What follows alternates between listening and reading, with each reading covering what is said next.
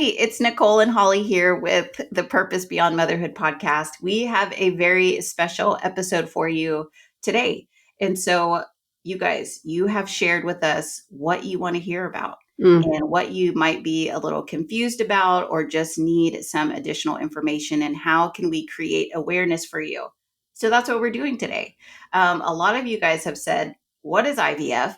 How do we even begin? What are just those steps? And so we're going to be talking about that today. So again, we always say our quick disclaimer, we're not giving medical advice, you No. guys. We are not telling you what to do. We're just creating a space to share some awareness, just to help you maybe make a decision. But always, always, always seek the Lord. Make sure that you are on the same page as your spouse. And then whatever you guys decide to do from there, go for it. Yes. So, Holly. Hi. Okay, Hi, y'all. do you mind maybe sharing just a quick, because I have not been through IVF, Yeah. but you've been through it. And so do you want to share a little bit maybe about your journey and then kind of get into some of the specifics? Yes. Okay. So in one of our previous podcasts, I think like the first one we ever did, I laid out like everything we did before IVF, which just brief rundown of that was, oh goodness, blood work. Everything was fine. Clomid and Femara for 3 to 6 months. I think I totaled about 9 months on those medications, maybe 6. Laparoscopy, 2 IUIs with one doctor, another IUI with my doctor that I did IVF with. None of that worked. IUIs only have a 20% chance of success. And I don't say that to be depressing, but I feel like that's helpful knowledge. And monthly, like if everything's working right in your body, there's only a 20% chance of success. I am not a nurse. Let's just recap that for a second. I do not have any medical background. I have no degree in anything that would qualify me to give you medical advice, but I'm just going to tell you the things that I know from my nurse and my doctors. Yeah, so we ended up doing IVF after trying for a year after our laparoscopy. So I did the IUIs. I think I flipped that a second ago, but I did the IUIs before the laparoscopy, I believe. And I might have done one after, but I really wanted to give my body a chance after the surgery, because don't go down the Google trail, but if you do, I'm sure you'll read a story about a girl who did a laparoscopy and then got pregnant after. Or same with an HSG, which that's also something we did at the very start to make sure your tubes are cleared out, everything's flowing. Some women say they don't feel the HSG. Some women say it was more painful than childbirth, or they perceive it to be more painful than childbirth. And yeah, so one's a little tricky, but an HSG could potentially happen for you with your OB before you see a specialist, because I think that's one thing OBs try to do to really make sure there's no blockage in your tubes. Have you ever had an HSG? No. Yes, yeah, I have. Okay, how was your experience? I didn't think it was super painful, Yes. you know. I told you about the guy the sweet man that did mine, that was like, "Where'd you go to college, Holly?" And he's like, "Down there, like in the zone." And I was like, "Baylor." And he holds his hand up to do a Sikkim, and he was like, "Sikkim Bears." But he's still down in my lady area. I about fell over. I was like, "Oh my goodness." But also, he prayed over me after. I was like crying on the table. I don't know why. I think in the beginning of everything, you just feel, I mean, not just in the beginning, throughout all of it, you just feel so like on the edge of tears for a lot of it. And he was like, "Can I pray for you that you and your husband would have a baby?" I was like, "Okay." Yes. But I say that to say, pray bold prayers. Like, ask the Lord to show up Yes. in your appointment with your doctor, with your nurse, like with someone you encounter. That was something that happened for me, and I'm very grateful for it. I love It was that. lovely. Yes. Great, bold prayers. Yeah. yeah, like just don't be afraid to ask God to show up in your appointment, to show up with someone you speak with on the staff, like to give you an opportunity to share your faith with someone. I don't know. There's such an opportunity here while it is so painful.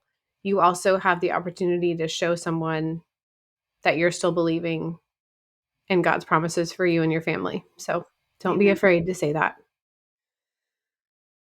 Okay. Do you want to get into the nitty gritty Yes, of? let's get into the nitty gritty. Well, and do you mind sharing how many rounds of IVF have Oh, you? that would be helpful to know, huh? So we only did one round of like retrieval and all of that, and then we've done 3 transfers. Oh, God. Okay. So thank you for explaining that because I was thinking like rounds of IVF, but no, you've only done one. Yes.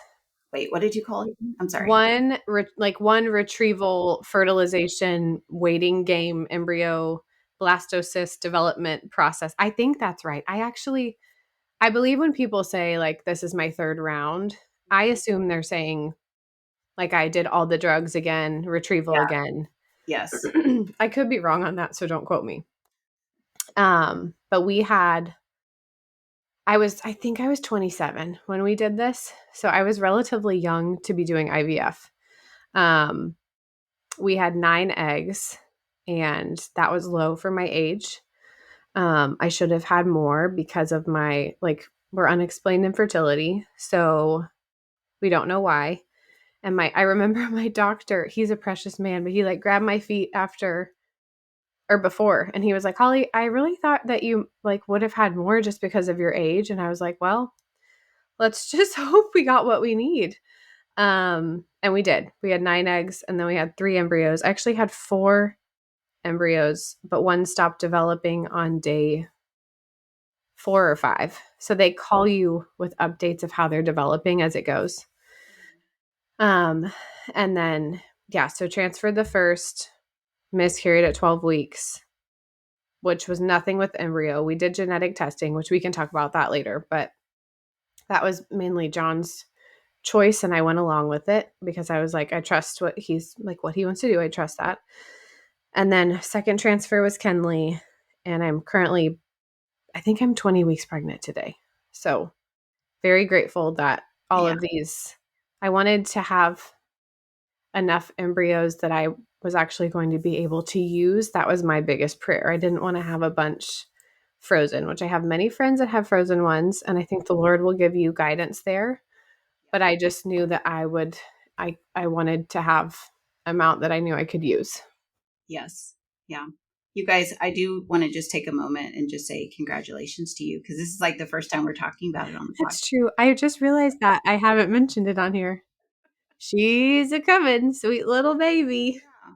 So I just love that. Thank you for sharing that with us. We are Yes. praying for you, lifting you and your family up, and just, you know, thank you for taking us along on this journey.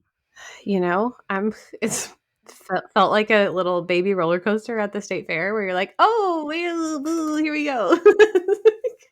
Really a crazy journey, but yeah, I have such a special place in my heart obviously for IVF because I don't I don't know that we would have children if we hadn't done it. I believe that the Lord can do that, especially since we're unexplained. Um, but I really love IVF because it helped us build our family. Love your So, family. Yeah. yeah, I don't Google people's opinions about IVF. Just let that be rule number 1 that you remember me saying. Yes. And If again, you it's remember anything today. yeah, it's like it's between you and the Lord and your spouse and your Yes, husband. and literally no one else. Um, yeah, don't yes. Okay, I'll go into the nitty-gritty of this and then we can That would talk be more good. about that. And then too, I would love, I'm just gonna go ahead and say this out loud, that just later, let's definitely do an episode. Like I just would love to hear the process, like when your sweet baby comes and just Yes. how, how that journey was for you. Yes, You know, just especially if you've listened to my story before, I'm just really believing that the Lord is going to do a new thing in yeah, this come and that on. I'm not going to have to relive. I'm so grateful that she was here, but I'm just would really like a redo of Yeah. delivery where, yeah, just a redo. Okay. We're going to talk about that. Stay tuned, you guys. Yeah, totally. Okay, y'all. So IVF. IVF, we're going to approach this like you don't have, like you're unexplained. I'm just going to approach it like you're my situation because that's what I know better. Yes. So first thing you're going to do is set up a consult with your doctor. If you don't love your first doctor, I would have another consult with the second one. Yeah.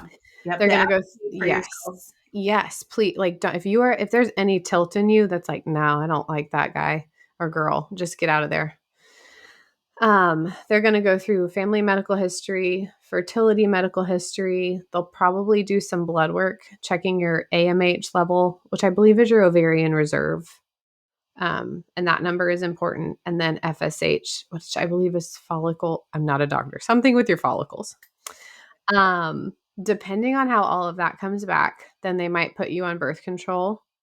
Um, and then have you come in. If everything looks good, like if your labs look good, your husband's semen analysis looks good, um, they'll set up a hysteroscopy.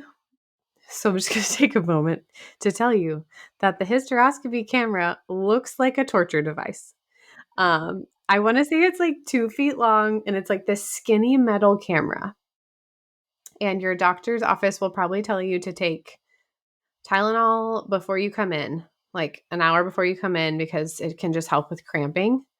Um, but it's kind of like like a little more aggressive pap smear in my mind. Okay. Um, so they're going to put the camera up there with saline and like flush your uterus so that it expands and they can see everything. That's going to last like 30 to 40 seconds. So, like, very brief.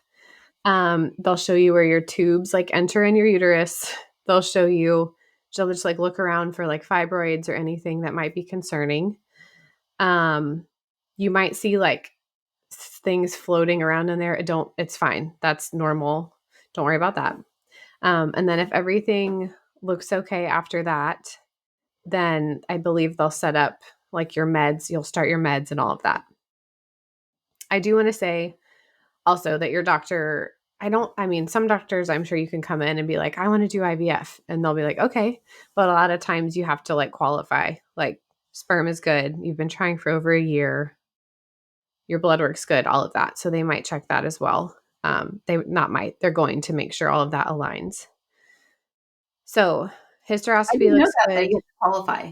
Like I'm, using that word qualify. So it's Yeah. fine.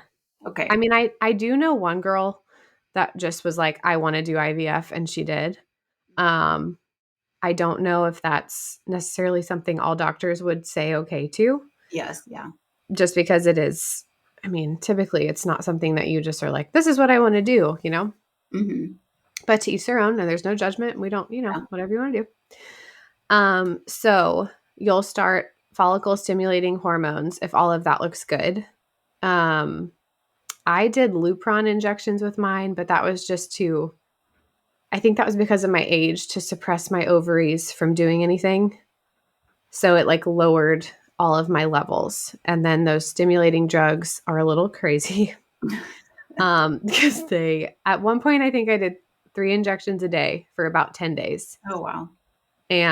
But it wasn't that long. The only issue was I was working at our church, and one of the hormones I think it had testosterone in it or something. I don't know, but I was like, I have to quit this job. I can't work at church and be feeling this way.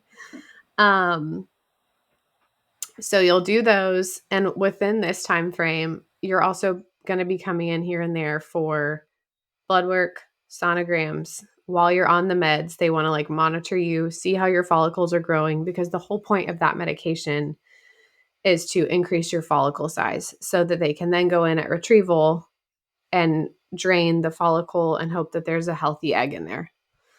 Um, the whole time they're going to watch your estrogen and progesterone, and a textbook IVF round cycle.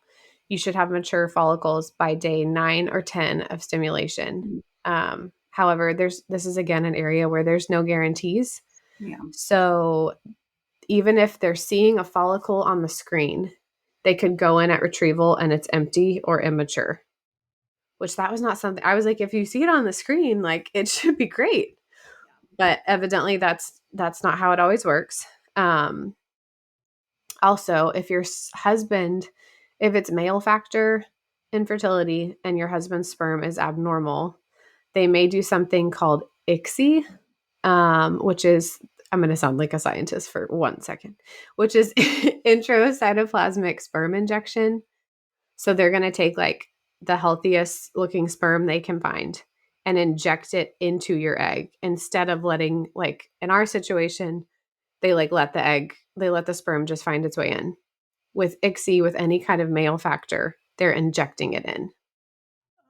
And it's really cool. If you like YouTube, it's pretty cool what it looks like. Um, so fertilizing is after you've done the jugs. Oh, retrieval. Sorry, y'all. Retrieval, you're going to feel pressure in your uterus, like when you sit and things, because your ovaries are like stimulated to produce and mature whatever's in there. Then I believe you'll take an HCG to then tell your body to release them or like prepare for your retrieval to make it a more seamless process. So then they will put you under for retrieval, take out whatever they can find.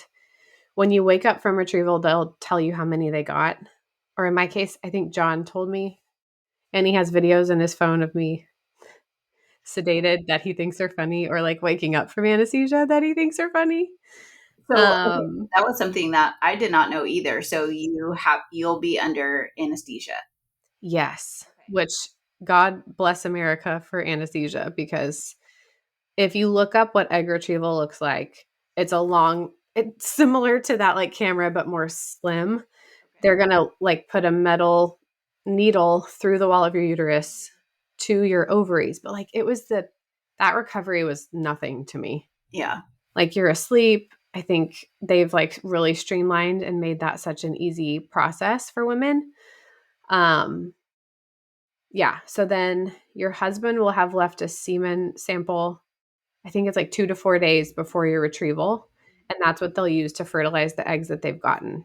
Gotcha. I will tell you this, which was kind of shocking to me. You lose roughly 40% of the eggs they get because they're not mature. There was not an egg in there. It wasn't a healthy egg. There's just different bumps along the way. A textbook cycle, it would be great if you had like an egg in every follicle, but that's just not how it works. So generally speaking, if you started with 12 eggs, you'd probably end up with 3 blastocysts or embryos by day 5 or 6 of that development phase. So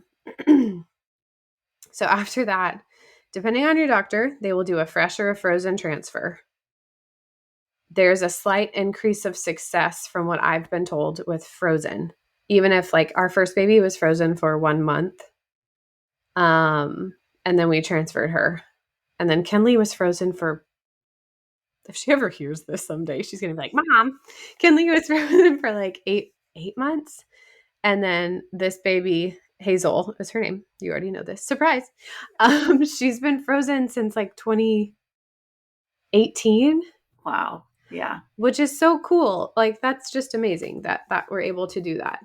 Okay. Fresh, I'm sorry. And you might not know the answer to this, but I fresh might is not. basically like it's right then and there, I right? think from what I understand, it's like yeah, I guess so. And I think most doctors lean away from fresh.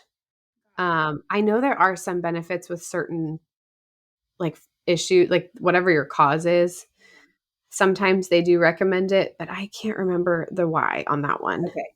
This is like so helpful. I had no idea I on a feel lot like I'm rambling and No, this is good. okay, great. So, yes, I'm trying to think if I learned. Okay, so genetic testing. This is another thing. I would not recommend that you share this with anyone. If you have friends or family that are opinionated, it's just none of their business. Yeah, that's good. It's called PGT or PGS. And we did do it, but my nurse, who I love dearly, because of my age, was like, "Why are y'all doing this? Because it's expensive." I want to say it was like $4,000 to test 3 of our embryos, which is like, wow, okay. So I was like, in my mind, I was like, we don't need to do that if like we're young and healthy, you know. It did end up being something that we fell back on with Kenley. They thought that she had trisomy 18 for about a week from a blood test they did on me. But then my nurse was like, Holly, you did the testing. That would have come up, you know? And we don't need to get into the nitty gritty of all of that. But I'm very grateful that we did it. If you're over the age of 30, I would highly recommend that you do it. Or if you've had recurrent miscarriages, your doctor is going to tell you to do it. So at the end of the day, you've already spent probably 20 grand. What, another 4? I'm like, at Yeah. that point, you're like, okay, we can hopefully figure it out. Or I don't know. I know that's a very sensitive thing. So, Yeah. Yeah. but they'll do the genetic testing. I don't remember on what day they do that, but they do it after they're more developed. I want to say it's like day 5 or 6. Don't quote me. But you'll get those back and you can know gender at that point. We didn't want to know, but I was a goofball and asked the embryologist if they were all the same gender. And she was like, they are. And then we miscarried, so we didn't find out. Like we could have, but I didn't want to know. And then obviously with Kenley, then we found out that we have a baby girl in heaven. So yeah, if you have recurrent miscarriages, if you're over the age of 30, they're going to make you do it. And I know it can seem like forceful, but I'm so grateful for it. And I've talked to a few women that have said, like, my family's saying we shouldn't do it because you can find out something's wrong and then you have to make that choice. If you're a person that's like, I'm transferring it regardless, then don't do the testing. Although I don't know, that's just such a personal thing. But the nice thing about IVF that I appreciated is 9 days after your transfer, you go in for blood work and you find out if you're pregnant. What I loved about my doctor was that I've had hematomas in the past, which are dramatic, and that's what made me miscarry our first baby. Hematomas like surrounded the placenta and it like detached her, which was totally my body. I had nothing. She was totally healthy. Um, and then with Kenley, I had them. And then with this baby, I've had them, but they actually resolved this time, which I'm like, Praise God. oh, but I had to go in every week for a scan. And like at one point, it was like bigger than the baby, or like, you know, this is just such a roller coaster ride. But I will tell you, and I've said this a million times, but I prayed for 9 to 10 eggs and 3 to 4 embryos. And I've never prayed for anything that specifically in my life. But if you're going through it and you're like, I'm really nervous about having 12 embryos or whatever, I just encourage you to be specific and be bold and very clear in your prayers. And I'm not saying that that's like 100% like that's what's going to happen, but I think the Lord's going to give you what you need or above. Um, so yeah. I love that. It's a faith walk. It's a Oh, faith, girl.